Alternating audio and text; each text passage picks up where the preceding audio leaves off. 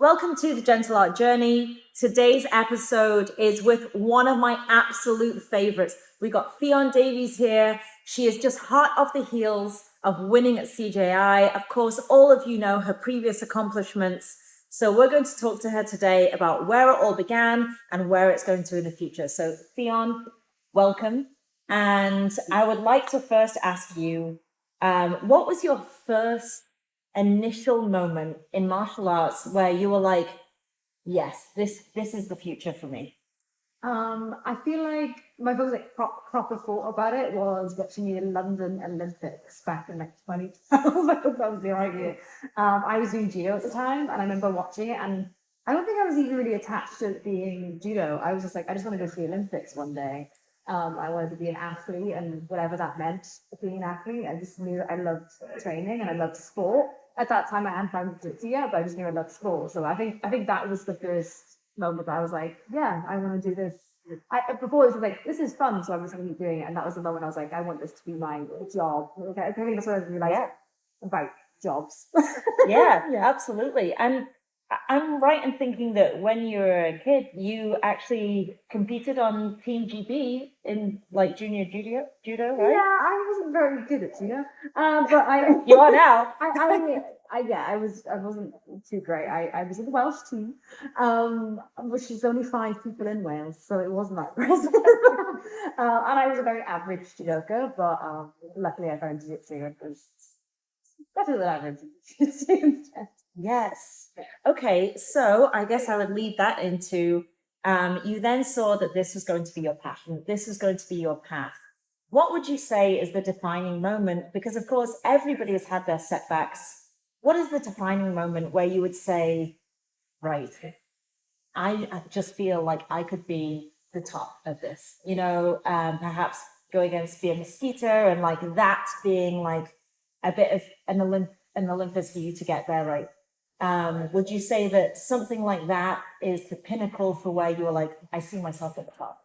It was earlier than that, to be honest. It was as a brown belt, I fought at Abu Dhabi World Pro, and in that tournament you can fight against black belts. So they combine the brown and black belts together, and I fought Bianca Basilio, and I went to decision. And I would never ever, when it's a decision, it's like I would never be like, oh, I should have won that, because I really believe that unless you submit the person, then you can't complain about the result. But in like, I was like, quietly, I wouldn't post it on the internet, but quietly I was like, I think I could, I think you could have argued that I won it. I didn't win it, but I felt like, oh, I could, there's an argument that I'm in this, right? People are beatable, like they're amazing athletes, but like I'm there with them. And I think from there, it was really like focusing on like getting my confidence, where I wasn't, always respect your opponents. I respect everything they've achieved in the past, but I do think that pedestaling them and thinking you're not in with a chance, defeating yourself before you even begin is not great. And I was doing that a lot. And obviously I had a lot to grow skill-wise. Like I feel like I wanted to grow my skill to a point where, okay, even if I'm not feeling confident, if my skill is this much bigger than the other person, hopefully that will make up for it. Yeah. Right, of course. Well, so there are the high points, but of course there are the lows as well. How do you get past those low points? Because everybody has setbacks, whether it be physically or mentally. How do you realign your goals? How do you get past those points? For me, it was disconnecting. So not having an attachment to losses. I would take it so personal. I thought jiu-jitsu was personal, and it's not. So it also comes with like separating the attachment from the wins as well. Like when I win something, I'm not that win. So if I win worlds, I am not just that. It's a fantastic achievement, but being so attached to it and having my personality wrapped around that is not healthy. But also doing that with your losses as well is like, one is like take the attachment away from it. I'm not a loser when I lose. I've just lost a match, right? That's not great, but that's okay. And it's just my jiu-jitsu that needs to improve. It's not about the other person. When I fight people, I don't see a person. I don't see who they are, because I'm often pretty friendly with everyone. Like I'm friends with most people that I compete with, unless I just don't know them. Like that's the only case where I'm not friends with, I just don't know them. And we probably have a ton in common and we get on really well. So when I'm fighting the person, I disconnect from it being anything personal. That helps a lot as well. That helps a lot as well. This is someone who really likes the sport as well. And then also it's that thing of like, it's literally all that it is when we go to a competition, we find out who has better jiu-jitsu today. Right. And if I find out that's not me, then all I need to do is go to the gym, study, Back to the work drawing on it. board. Yeah, you just go and work on your jiu-jitsu. That's all it is. It's not a definition of your character. It's not a definition of anything else about you other than your technical level of jiu-jitsu. And that's why competition is so good, because it reveals to you your flaws and you have to face them. And I think a lot of people don't take ownership of their losses. They blame lots of other things. I was sick. This person was this much bigger than me. This person, blah, blah, blah. I don't know. I was injured or whatever it is. Like we all have, I have no idea what the other person's been going through. Maybe they have all those excuses as well, but today their jiu-jitsu is better. And that's as simple as it is. All I need to do is go home and study and work on my jiu-jitsu. And I think that helps a lot when you realize that you go to the next competition and you try again. You go to the next competition and you try again. And everything else is just your ego and noise surrounding it. Yeah. And that was really helpful in like simplifying everything. Yeah, no, that's a great answer. And, something that I ask absolutely everybody is when it comes to competition mindset, you've now competed in the highest level in so many different ways. And now you are the first to represent women's jiu-jitsu in an all-women's match at CJI. How do you mentally prepare? Do you have routines that you go through? Do you have a pre-fight ritual? What is it that gets you to step on that mat and be Ffion Davies, the one that is going to get that gold? I think there's lots of things that technically people use. And I think for me, it's the ability to sort of switch on the day. So what I mean by that is, people are like, oh, I have my lucky shorts or I have my lucky rash guard or whatever it is. I don't like to form attachment on them. Right. God forbid they I'll don't avoid arrive it on the plane. Yeah. Like, say if I lost my lucky shorts, right? Then that's going to get in my head. It's going to fuck with my head. Yes. I'm sorry. But so I don't like those kind of things. I get when people do, and I think that works for some people, and that's great. I think whatever works for you is also what's important. But for me, something that I've found the best thing that's helped is one, having like a character that you are playing, so it's acting. Yes. Competing is acting. So you have Beyonce, she has Sasha Fierce. Yes. She's on stage, she's not Beyonce, she's Sasha Fierce. Right. She's performing as, and it takes a lot of pressure off you as an individual too. Everyone will be like, you just need to be confident, you need to believe in yourself. I can't do that. But the character, self-deprecating Brit. Yeah. Sorry, we have to hate ourselves. Yeah. I've been it's not okay to be confident, right? We have to hate ourselves. Absolutely. So I have become a lot more like the Americans when I live in the UK. I'm like, I believe, and they're like, okay, for free. But it is this thing of like that the person I'm playing, so my like competition character, she is confident. She is running to the referee because she's excited to be there. She believes in herself. She's going to attack first because I know that's like, anyone who's coming at me first, who's coming at me aggressive, I'm always scared of it. The person who's running to the referee, I'm like, oh my God, that's terrifying. So you have to kind of fake it till you make it. Right. And also what helps me is looking at other jiu-jitsu athletes who I admire, who I look at them and I go, God, they're exciting.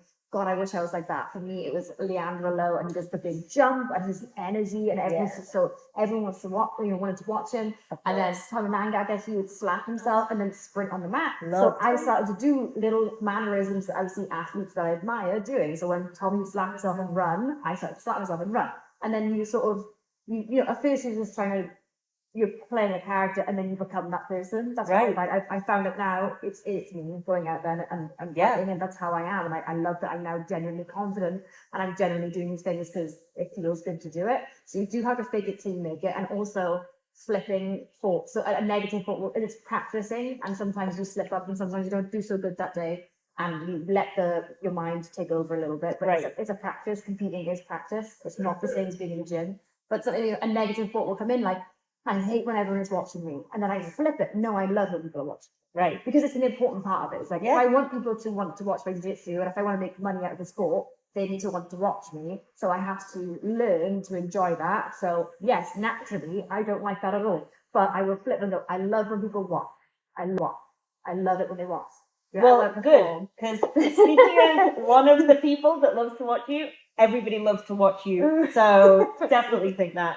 Can I ask, does your alter ego have a name? No, I'm kind of in Lagerfeld from Yes! from Vikings. You're a That's shield who- maiden. Yeah. Yes! Yes! That's who I imagine it as. Yes. She's a field maiden. She's badass. I love that. Tell me. Yes, that is pretty badass. Yeah. Okay, I love that. My final question is, you in the past few years, of course, you have gone from living and training in the UK and, being like having your base in Europe mainly. And then, of course, you've come over to the US and you've spent a good amount of time here. What's next? Next, I'm actually moving back to the UK, which is exciting. I actually haven't lived in the UK for a while. I was in Dublin for 5 That's right. years, and then now in New York for 2. So I'm really excited to move to London. I love London. I was visiting it a lot in between getting my visa for the US. Right. And I was actually like, oh, I actually don't want to leave. I really like it here. Then I went to New York, but like I'm really grateful for the New York experience. But yeah, no, I'm moving to London, and I guess now I don't really know, but like I know that I want to have a gym at some point. I know I want to be an instructor. I want to be a coach, and there's so many fantastic girls coming through now. I would love to be part of. I had a lot of great coaches in my career, but none that could dedicate fully their time to me as an athlete, because in jiu-jitsu it's this thing of you have to open a gym to afford to do jiu-jitsu, and that's kind of how people develop, or they're in their own careers, which again is like, it's very normal in jiu-jitsu. It's very rare that you'll find a person who is able to be fortunate enough to just solely focus on being a coach, or is really in that phase of their life. So that's something that I've been really lucky, and it's a different generation now coming through. I've been so fortunate that I can have my competitive career, but also have a separate coaching career, and I don't have to overlap the two. I can. I'm not sure if that's something I want to do. So I don't know if I'm going to. I'm not retiring anytime soon, and I love competing, and I'm very excited to compete. So I don't want to dip out early when I still feel excited. But once the excitement dissipates, or if it ever does, I'm sure it will at some point, I've got to get off the mat. Right? But I would love to be a coach. I think coaching for me, whenever I do it, feels like a bigger passion. It's just not something I've really been able to delve into because of my competitive career. Being an athlete is very selfish. So I think it will feel a lot better not being selfish in it. And that's the vision for the longevity of staying in the sport and growing the next generation. Absolutely, like that's the fun part. Helping, because the athletes are responsible for themselves. They are as good as they are because they are, and if you get blessed to get to coach someone or help assist them, that's amazing. And I would love to, because there's so many better people coming through now. Like I started late with jiu-jitsu, like as a competitor. Right. It doesn't sound it, but like 18, 19 is late in jiu-jitsu. Now they're starting at like 3 years old. Yeah. So there's gonna be far better athletes than me. I'm so excited for it. Please overtake me. It's already happening. And I'm excited to hopefully help them in it. I want to be a better coach than I ever was an athlete. That would be my goal. Oh, well, what a goal to have, and how lucky anybody would be to have you as a coach. I guess then I do have one more question. You've done so much for women in the sport. We've just seen the platform just be absolutely raised this last weekend. I love that you were pioneering, and I love that straight away you got on the mic and said you want a women's division to be in there for next year. How are you going to push to get more of this across jiu-jitsu? What is going to be your footprint, do you believe? I think it's already happening. The prize money at ADCC was raised. It's equal to the men's. It's only going to go up here. There's an absolute division. Like it was an amazing weekend of jiu-jitsu. The level of the girls was phenomenal, and I think that I don't need to do anything. They're doing it themselves. Really, I think I had a little small. It's really cool that I can be a very small part of that, and that's for me. Like I'm never going to be the GOAT. Right? Like I'm never going to be the person who. I also think that's subjective. I think everyone's got their personal favorite athlete, right? But like on a technical level, I'm never going to be the GOAT. I'm not going to be the person who wins worlds 10 times. I'm too old. I just like not old, but like I started this late. I was never the person who won every single thing, but I persevered and I got the titles I always wanted, and I'm really proud of that. But I'm never going to be the very, very best person, like on paper. That is absolutely fine by me, but to have some sort of little drop in there is really cool, and I do think this is going to transform the landscape. We can't talk about fair athlete pay if we're not talking about the women too. I think that's been recognised. I mean, Mackenzie went out there, put on the show, it's undeniable. And then also on the flip side at ADCC, we saw phenomenal performances by Adele. We saw other, all the women were amazing to watch, right? Yeah. And like, I feel like ADCC, the girls also did their freaking part, not that they needed to, they already were, they were already doing their part. But the light has been shined on it. Absolutely. And I think it's undeniable now that the girls deserve a platform, they deserve a division, they deserve several divisions, but like the guys are slow with this. So unfortunately, we have to drag the pace behind a little bit, but there should have been an absolute division long before. There should have been additional divisions. There should be more than 3 divisions. There should be at least 4. And there should be more English divisions. There's plenty of girls to make up those numbers. So I think the light has been shone. What a word. Maybe you lit the spark and now it's turning into a blaze. I might have been a little part of the spark, but I can't take credit for that. I think the girls are already shining on their own, and I got annoying about it, so that's cool. I like that. I'll be annoying for I like that. Like, give us money. Well, thank you so much for taking the time to speak with me today. Oh, And I'm very excited to see what is to come in the future in London. And I can't wait to get that news. So thank you so much. Thank you. All right, thank you. Thank you. Me waffling. I